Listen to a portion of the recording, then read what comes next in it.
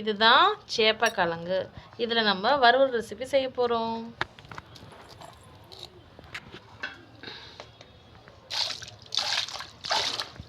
எப்போவுமே கடையிலேருந்து வாங்கிட்டு வந்த உடனே அதை 1க்கு 2 இல்லை 3 வாட்டி கூட தண்ணியில் நல்லா அலசிக்கணும். அப்போ தான் அதில் இருக்க மண், டஸ்ட்டு எல்லாம் போகும்.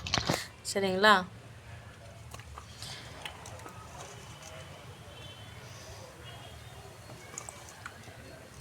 நல்லா தேய்ச்சி நல்லா க்ளீன் பண்ணிக்கோங்க. ஓகே, நாங்கள் ஆல்ரெடி 2-3 வாட்டி நல்லா க்ளீன் பண்ணிட்டோம். இருந்தாலும் மறுபடியும் ஒரு வாட்டி உங்களுக்காக க்ளீன் பண்ணி காமிக்கிறோம். இந்த தண்ணியை நம்ம கீழே ஊற்றிடலாம். சரிங்களா? இது வந்து 3ஆவது வாட்டி நாங்கள் இப்போ க்ளீன் பண்ணுறது. இப்போ நம்ம வறுவல் ரெசிபி ஸ்டார்ட் பண்ணிடலாம்.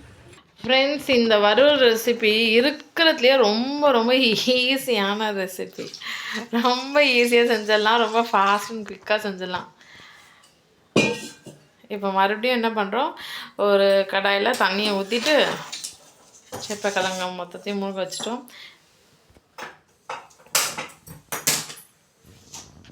ஃப்ரெண்ட்ஸ், இப்போ பாருங்கள், கேஸ் ஸ்டவ் ஆன் பண்ணி அது மேலே வச்சிட்டோம். இது எதுக்காகனா இந்த சேப்பக்கிழங்கு வேகிறதுக்காக.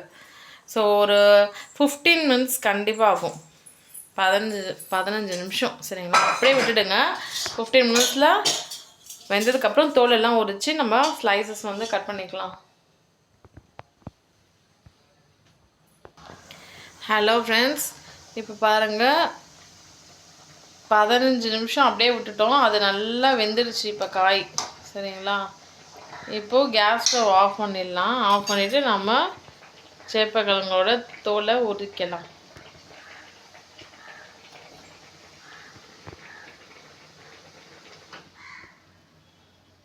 இது சூடாக தான் இருக்கும் இந்த கிழங்கு.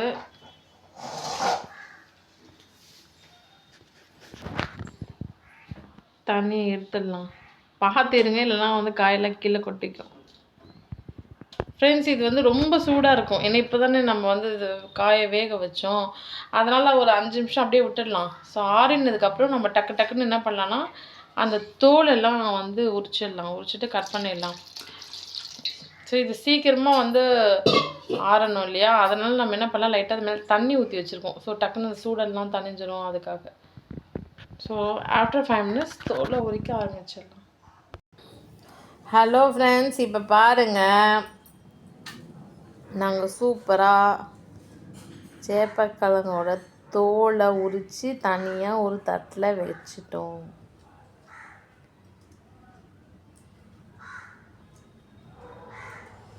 இது வழன்னு வழுக்கும் தான், நீங்கள் தான் கேர்ஃபுல்லாக ஹேண்டில் பண்ணணும். ஸோ நெகம்லாம் இருந்துச்சுன்னா ஈஸியாக அதோட தோலை அழகாக உரிச்சிடலாம். ஃபஸ்ட்டு தோலை உரித்து வச்சுக்கலாம். அதுக்கப்புறமா நம்ம கட் பண்ணிக்கலாம், பீசஸ் போட்டுக்கலாம்.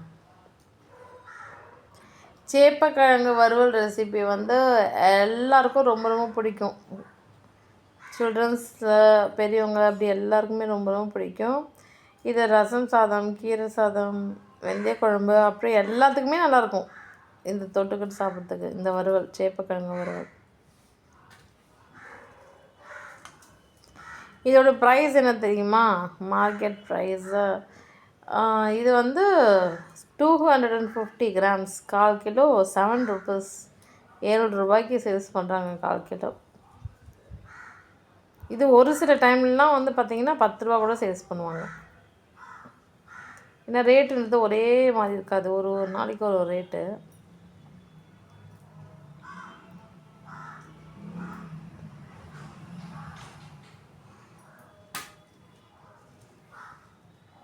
வெஜிடபிள்ஸ் பொறுத்த வரைக்கும் எல்லாமே நம்ம ட்ரை பண்ணணும். கிழங்கு வகைகள் மட்டும் அப்படி கிடையாது, நார் வகைகள், கிழங்கு வகைகள், இப்படி எல்லாமே நம்ம சாப்பிட்ணும்.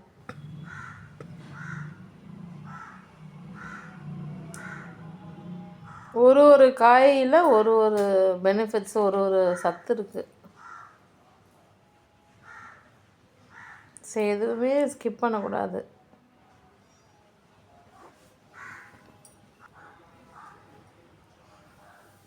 இது வரைக்கும் சேப்பக்கிழங்கு வறுவல் செய்ய தெரியாதவங்க கண்டிப்பாக இந்த வீடியோவை ஃபுல்லாக பாருங்கள். ஸோ நாங்கள் செய்கிற மாதிரியே நீங்கள் சேப்பக்கிழங்கு வறுவல் செஞ்சு பாருங்கள். ரொம்ப ரொம்ப சுவையாக இருக்கும்.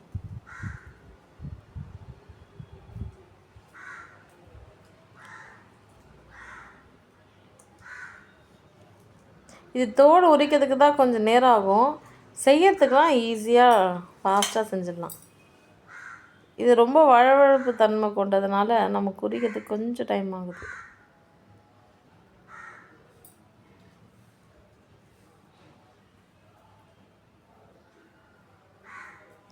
இந்த சேனலை ஃபர்ஸ்ட் டைம் பார்க்குறீங்கன்னா சப்ஸ்கிரைப் பண்ணி வச்சுக்கோங்க. இந்த வீடியோ பிடிச்சிருந்தா லைக் பண்ணுங்கள். உங்கள் ஃப்ரெண்ட்ஸ் அண்ட் ஃபேமிலி மெம்பர்ஸ்க்கு ஷேர் பண்ணி விடுங்க. அவங்களும் இது மாதிரி சூப்பரான சுவையான ரெசிபி செய்ய கற்றுக்கிட்டோம்.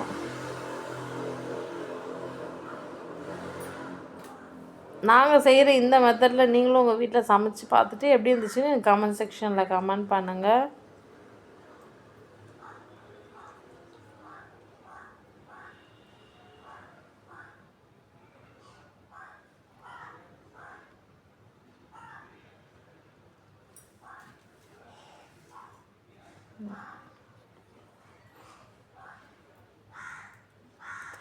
நாங்கள் நிறைய சவுத் இந்தியன் ரெசிபீஸ்லாம் செஞ்சு அப்லோட் பண்ணியிருக்கோம்.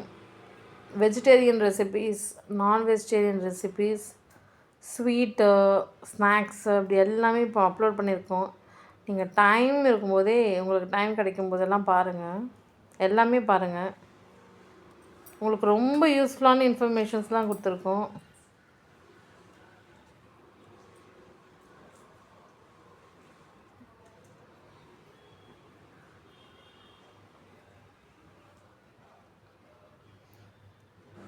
உங்களுக்கு பிடிச்சிருந்துச்சுன்னா எல்லாத்துக்கும் லைக் பண்ணி சப்போர்ட் பண்ணுங்கள்.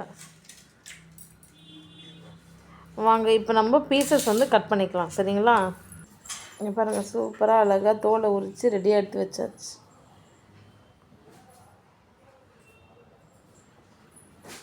இந்த சேப்பக்கிழங்கு தான் நம்ம இப்போ பீசஸ் போட்டு வறுவலாக ரெசிபி செய்ய போகிறோம்.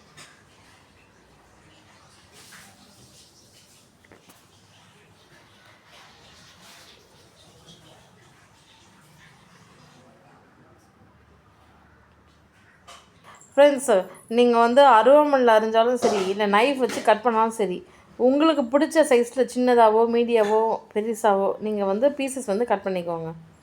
சரிங்களா? நாங்கள் பாருங்கள் அருவாமனையில் பீஸ் போடுறோம். சில நேரத்தில் நாங்கள் நைஃப்லேயும் பீஸ் போட்டுருவோம். இன்றைக்கி அருவாமனையில் பீசஸ் போடுறோம். பீசஸ் ஆல்ரெடி நான் சொல்லிட்டேன், உங்கள் சாய்ஸ் தான். நீங்கள் பெருசு பெருசாக வேணாலோ இல்லை தின் ஸ்லைசஸோ எப்படி வேணால் போட்டுக்கோங்க.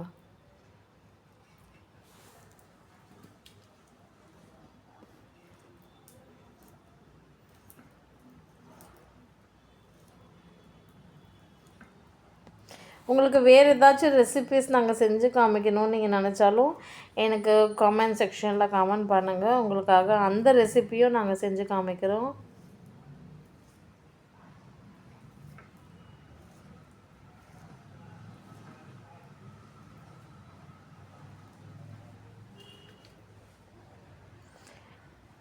இது சமையல் செய்யறதும் ஈஸி, சாப்பிடும்போதும் செம்ம டேஸ்ட்டாக இருக்கும். கடன்னு காலியாகிடும்.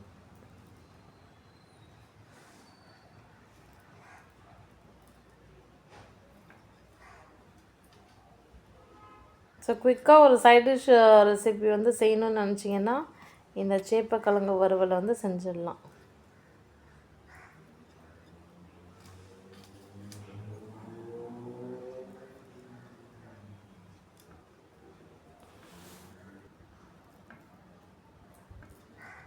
ஃப்ரெண்ட்ஸ், இப்போ நம்ம சேப்பக்கிழங்கு வறுவல் செய்ய போகிறோம்.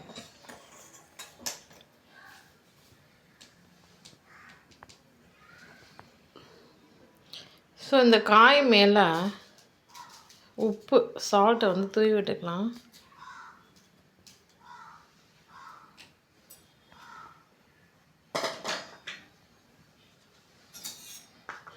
ஸோ வெறும் மிளகாய்த்தூள், ரெட் சில்லி பவுடர், அதை வந்து ஒரு ஸ்பூனாலும் நல்லா தூவி விட்டுக்கலாம்.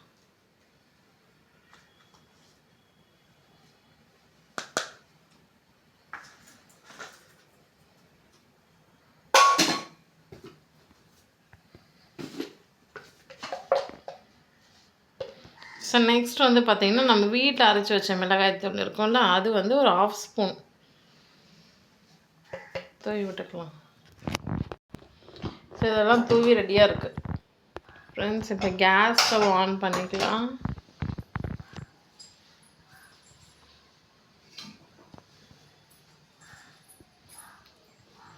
இப்போது நாங்கள் ஆல்ரெடி கடாயில் எண்ணெய் ஊற்றி வச்சுருக்கோம். ஸோ நாங்கள் அதை அப்படியே வச்சுக்கோம்.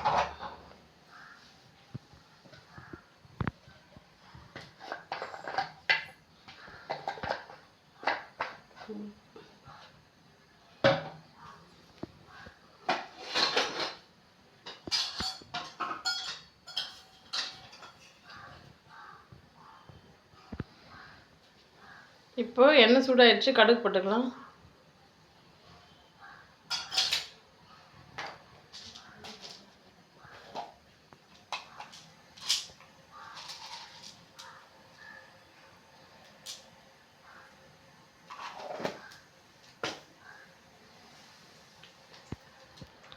ஸோ நெக்ஸ்ட்டு கடலப்பருப்பு, உளுத்தம் பருப்பு கொஞ்சம் போட்டுக்கலாம்.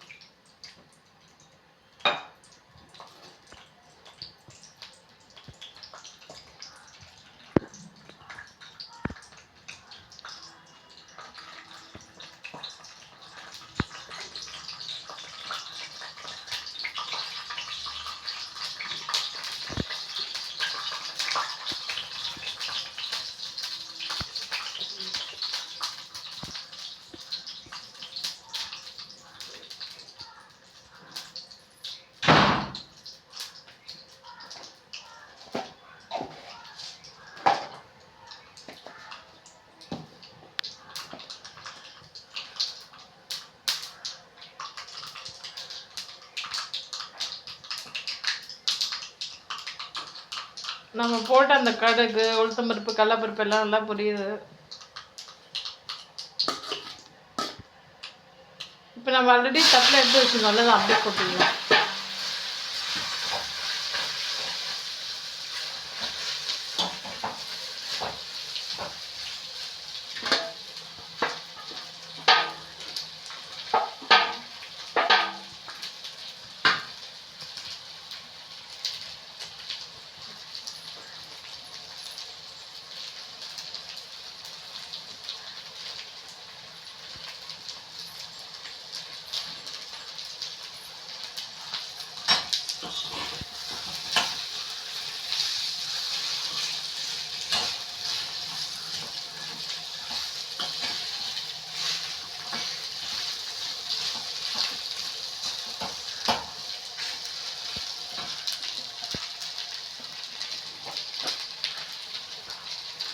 இன்னும் கொஞ்சம் காரம் வேணும்னு நினச்சாலும் நம்ம வீட்டு மிளகாய்த்தூளில் கொஞ்சம் போட்டுக்கலாம். நம்ம வீட்டில் அரைச்சி வச்ச மிளகாய்த்தூள்.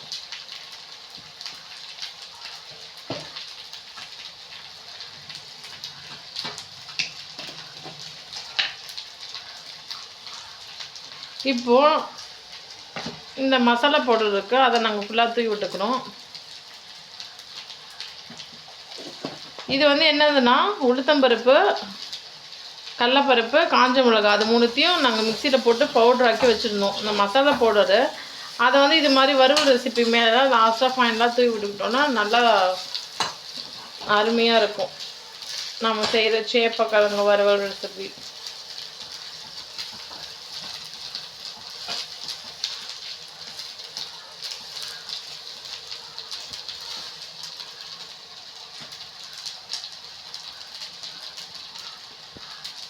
அவ்வளோதான் ஃப்ரெண்ட்ஸ், சேப்பக்கிழங்கு வறுவல் ரெசிபி ரெடி. நல்லா திருப்பி விட்டுக்கோங்க, அப்போ தான் அந்த மசாலா ஃபுல்லாக அந்த காயில் இறங்கும்.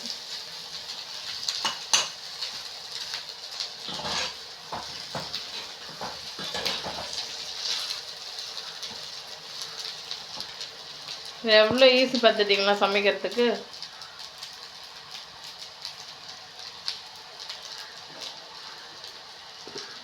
ஃபைனலாக கொத்தமல்லி கருவேப்பிலை அப்படி லைட்டாக தூவி விட்டுக்கலாம்.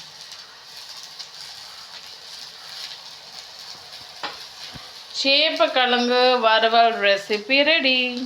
உங்கள் வீட்டில் நீங்களும் ட்ரை பண்ணி பார்த்துட்டு எப்படி இருந்துச்சுன்னு கமெண்ட் செக்ஷனில் கமெண்ட் பண்ணுங்கள். தேங்க்யூ ஸோ மச் ஃபார் வாட்சிங்.